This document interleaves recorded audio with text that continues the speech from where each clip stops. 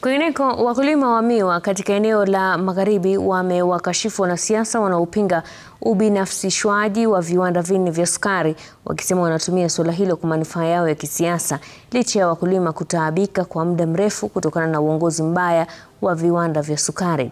Jane Cherotich na taarifa hiyo. Wakulima hawa waliojawa na ghadhabu wamesema kuwa wataunga mkono yeyote atakayepewa usimamizi wa viwanda hivyo, ila wanachotaka ni kuhakikisha kuwa vinafanya kazi na kulipwa pesa zao kwa wakati unaofaa.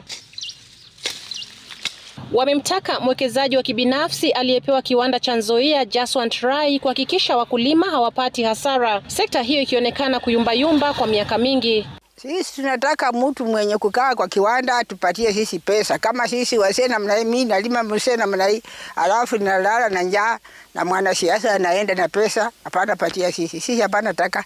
Tunataka kiwanda ifanye kazi. Isaidie sisi watoto, wazee. Hata saa hii wana pesa hii wanasema ati wanapatia sisi, iko wapi? Hapo nyuma tulikuwa tunapeleka miwa zetu West Kenya, tunapeleka Butali. Na huyo ndio mwekezaji mmoja ambaye mbona kwa sasa akija Nzoia ni mbaya na akienda kule anakuwa mzuri. Wapatie mwekezaji mwenye ameletwa Nzoia nafasi ili ya kwamba sisi nasi tuweze kuona kama tutaweza pata manufaa ya hiki kiwanda chetu. Ukiweza angalia kiwanda kilicho karibu hapa ni Nzoia. Ukiangalia the distance from here to West Kenya, distance from here to Naitiri and Mumias, watatukata nauli itakuwa juu kabisa. Mimi kwanza ningependa kushukuru Rais kufanya privatization ya ile kampuni ya Nzoia, kupea Rai. Mimi kama jenzi nilipanda miwa, akanilipa pesa chini ya wiki moja, nikanunua ile pikipiki ambayo mnaiona ile. Sasa saa hii nahofia sana wakati serikali imepea ile mashine Rai na wanasiasa ambao wanaingia.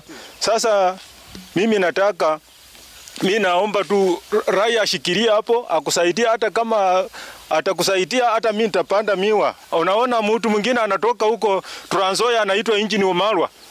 Hawa watu ndio wanataka tu kujisaidia wenyewe. Wakulima hao wanataka wanasiasa hao kurejea bungeni na mahakamani ili kutatua shida zao kisheria, sio kutumia vijana ambao si wakulima kutoka eneo hilo kupinga ubinafsishwaji wa viwanda vya Nzoia, Chemelil, Soni na Muhoroni. Tunaomba tu kama ni kusuluhisha hii mambo ya Nzoia, if at all Rai akikuja na atasaidia,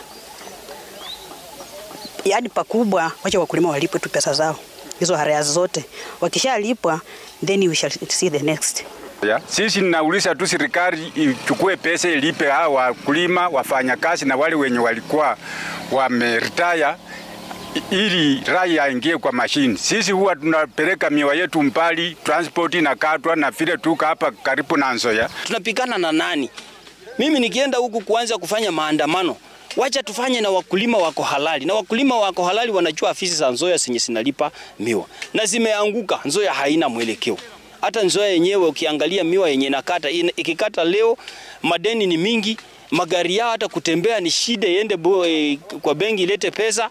Jumatatu Mei tarehe 12, wanasiasa wakiongozwa na gavana Trans Nzoia George Natembeya walirushiwa vitoa machozi walipojaribu kuingia kwa lazima katika kiwanda cha Nzoia, wakimtaka mwekezaji aliyepewa nafasi ya kuendesha kiwanda hicho kuondoka.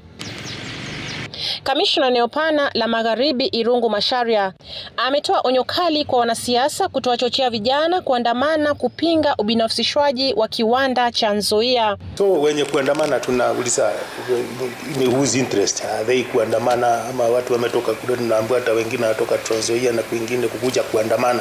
Shindwa ni kwa manufaa ya nani? Macharia amesikitika kuwa vijana walioandamana walisafirishwa kutoka maeneo mbalimbali. Sababu hata tumekuja kupata habari kamili kwamba wale ambao wanaandamana sio wakulima. Sababu mkulima hawezi kuwa kwamba hapa ndipo atanufaika kisha awe atiendi anaenda kupinga kiwanda kisichukuliwe. So tu kabisa kwa kule kusema ukweli, wenye waandamana sio wakulima. Jane Cherotich, runinga ya Citizen, Busia.